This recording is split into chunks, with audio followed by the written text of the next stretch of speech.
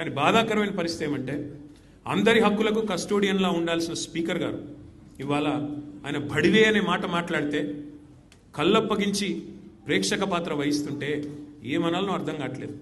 ఇది పార్లమెంటరీ భాషనా, ఇది ప్రజాస్వామిక భాషనా? మాకు అనరాదా ఈ మాటలు? రేవంత్ రెడ్డి గారికి నేను చెప్తా ఉన్నా, నీకు ఒక భాషలో వచ్చేమో తిట్లు, మాకు 3-4 భాషల్లో వచ్చు.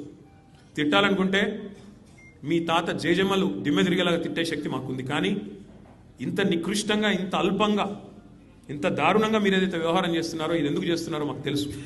ఎందుకంటే మీ అజ్ఞానాన్ని కప్పిపుచ్చుకోవడానికి. నీకు ఐఐటికి IIITకి అంతరం తెలియదు, ఐఐటికి IIITకి అంతరమే తెలియదు. నీకు బచావత్కు బ్రజేష్ కుమార్ ట్రిబ్యునల్కు తేడా తెలియదు. నీకు అసలు కృష్ణా బేసిన్ ఏందో గోదావరి బేసిన్ ఏందో తెలియదు. నీకు అసలు తెలంగాణకి ఏం కావాలో తెలియదు.